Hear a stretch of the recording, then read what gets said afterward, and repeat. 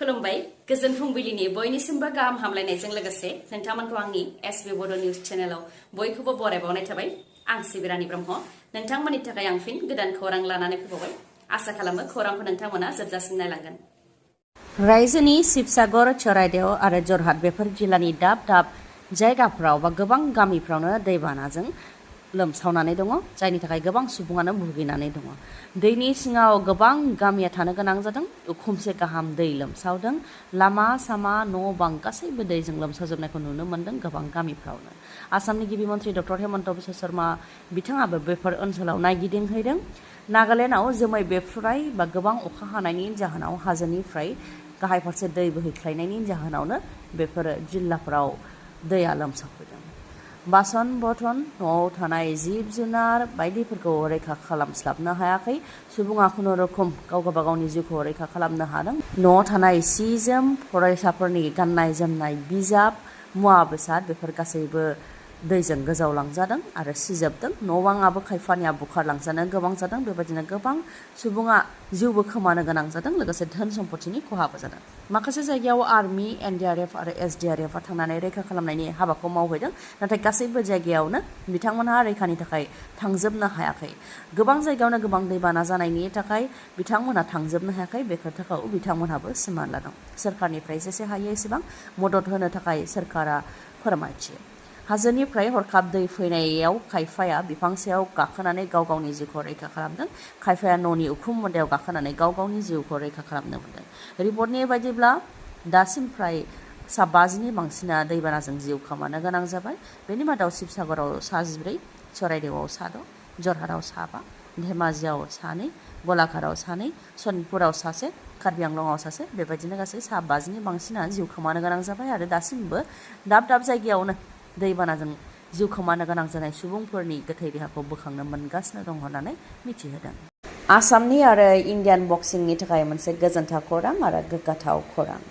फिन अंकुसिता बर'आ bronze medal देरहासार जानो हादों। गल्डेन बेल्ट इन्टारनेशनेल बक्सिं टुर्नामेन्ट, बेयाव बिथाङा 65 केजि केटेगरियाव ब्रन्ज मेडेलखौ देरहासार जानो हादों। थांनाय 10 जुलाइनिफ्राय लानानै 18 जुलाइसिमनि गेजेराव जानाय रमानिया ब्राइलायाव जानाय गल्डेन बेल्ट इन्टारनेशनेल बक्सिं टुर्नामेन्टआव बिथाङा ब्रन्ज मेडेल देरहासार जानो हादों आरो बिथांनि बे देरहासार जानो हानाया आसामजों लोगोसे इण्डियान बक्सिंनि थाखायनो मोनसे गोग्गानाय लाबोदों। खारबाय थानाय गारिखौ सामलायनो हायियाव गारिनि जाब्रबथाय जानानै सासे सुबुंनि जिउ खहा। मुङा इरागदाव बर', 32 बोसोर बैसोनि होननानै मिथिनो मोननाय जादों। गरेस्वरनि भगपुराव जानो मोन्दों गिख्रंथाव लामानि जाब्रबथाय। गरेस्वरनि महरिपारा फारसे AS 01FF6683 नाम्बार प्लेट थानाय वागनार गारिजों फैबाय थादोंमोन इरागदाव बर' मुंनि सुबुङा, नाथाय बेयावनो बिथाङा गारिखौ सामलायनो हायाखै, जायनि जाहोनाव लामानि जिङाव थानाय फांसे दंफाङाव जोबोद गोख्रोङै सौख्रांहैदों, जायजों गारिया थेर बेथेर जानायजों लोगोसे इरागदाव बर'आबो जायगायावनो जिउ खोमानो गोनां जादों। जाथाय जानाय लोगो लोगो पस्टमर्टम खालामनो थाखाय पुलिसा नुजाथिफैदों आरो बिथांनि गोथै देहाखौ GMCH देहा फाहामसालि फारसे दैथायहरदों। थैनाय सेंग्राखौ गरेस्वर औगुरिनि होननानै मिथिनो मोननाय जादों। मुङा इरागदाव बर', 32 बोसोर बैसोनि। बायजोनिफ्राय माखासे दुथां सुबुंफोरा जोंनि आसामाव हाबफैनानै रां लुथिनो नाजादों। गुबुन गुबुन लामानि गेजेरजों रां लुथिनो नाजादों। बङाइगावआव हमनो हादों माखासे दुथां सुबुंफोर। बङाइगावनि ककिला ओनसोलनिफ्राय हमनो हादों दुथां सुबुंफोरखौ।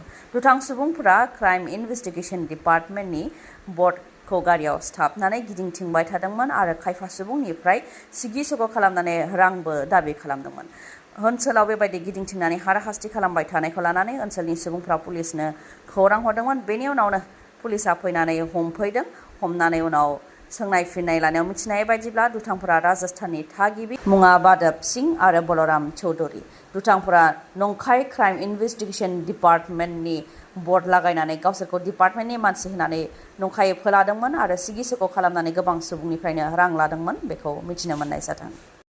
BTC-आव थानाय सोलोंथाइनि जेंनाफोरखौ लानानै BTC-नि सोलोंथाइ बिफाननि EM आरो MLA रबिराम नार्जारी बिथाङा आसाम एसेम्बलियाव फिन गोख्रोङै राव दैखांदों। बिथाङा फोरमायथिदों दि BTC-आव थानाय भेन्सार फरायसालिफोरखौ प्रभिन्सियेलाइज खालामनो थाखाय बा सोरखारि खालामनो थाखाय थांनाय 10 फेब्रुवारियावनो BTC एसेम्बलियाव बिलखौ पास खालामनानै आसाम सोरखारनो दैथायहरदोंमोन, नाथाय आसाम सोरखारा बेखौ गभर्नरनो हराखै। दासिमबो बेयो आसाम सोरखार बा दिसपुरावनो गिदिंथिंगासिनो दङ दासिमबो आयेन जायाखै होननानै फोरमायथि बेनिखायनो थाबैनो जाहाथे बे बिलखौ गभर्नरनो दैथायहरो आरो बेखौ आयेन बानायो बेनि थाखाय गोख्रों दाबि खालामो रबिराम नार्जारि बिथाङा बेनि अनगायैबो जायनाखि बाक्सानिफ्राय तामुलपुर जिल्ला गावदों नाथाय बेयावबो आइएस आरो डिअ अफिस गैया बेनिखायनो बेयाव आइएस आरो डिअनि अफिस जाहाथे बानायनानै होयो बेनि थाखाय दाबि दैखाङो बेनि अनगायैबो बिश्वनाथ आरो सनितपुरनि जायफोर गं 82 गामिया बिटिसिआव हाबदों बिथांमोनहा न' मेन्स लेन्ड अदेबानि रावजोंबो नायसनजायै बायदि जानानै दङ आरो गोबां भुगिनानै दङ होननानै बुंथियो बिथांमोनहा मोनसे सागाननि थाखायनो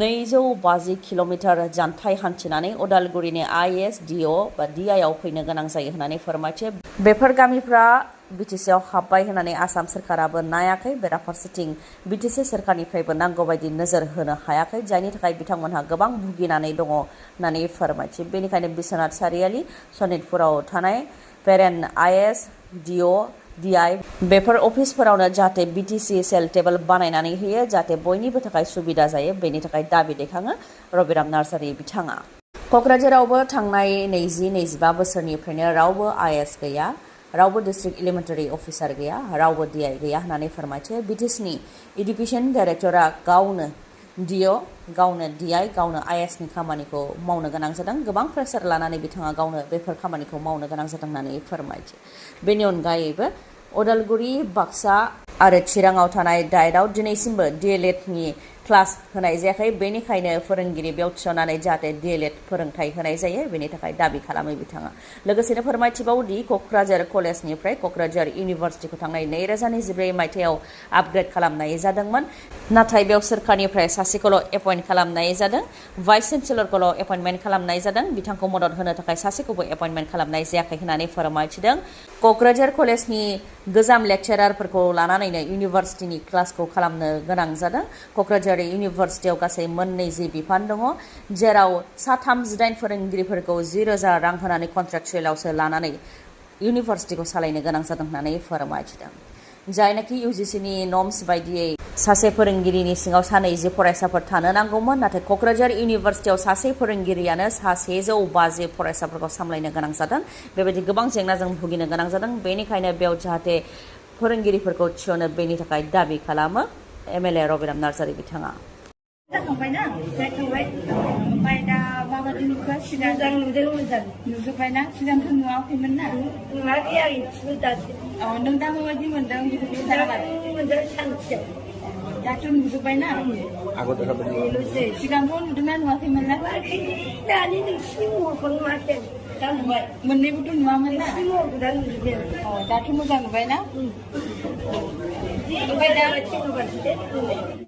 नोंथांनियावबो मेगननि जेंना जादों नामा जुदि नोंथांनियाव मेगननि जेंना जादोंब्ला नोंथाङा बङाइगावआव थानाय आइ हस्पिटालाव थांनानै मेगनखौ आनजाद नायनो हागोन गुबुन गुबुन मेगननि जेंनाखौ फाहामनो हानायनि राहा दङ बङाइगावनि आइ हस्पिटालाव लोगोसेनो मेगनाव जालामा खोबनायखौ पेक' कम्पिउटार मेसिननि गेजेरजों अपारेशन खालामनो हानायनि राहा दङ बेनि अनगायैबो गुबुन गुबुन जेंनाफोरखौ नायनो हागोन आरो फाहामथाय लानो हागोन बङाइगावनि आइ हस्पिटालनिफ्राय बे हस्पिटालाव नोंथांमोनहा गुबुन गुबुन डक्टरफोरखौ मोननो हागोन जेरै डक्टर आशराफुल आलम डक्टर मेघाली शर्मा आरो डक्टर रुमि दास बिथांमोनजों नोंथांमोनहा लोगो हमनानै गाव गावनि मेगननि जेंनाखौ फोरमायथिनो हागोन आरो आनजाद नायनो हागोन थावनिया जाहैबाय लवार आसाम हस्पिटालनि उल्था दिगाव आरो बास स्टेन्डनि साखाथियाव फोनांजाबनो थाखाय 6900949900 बे जानबुं नाम्बारावबो नोंथांमोनहा सुलाद लाहरनो हागोन दिनैनि खौराङा एसेनोसै खौरांखौ जोबजासिम नायनायनि थाखाय गोजोन्थों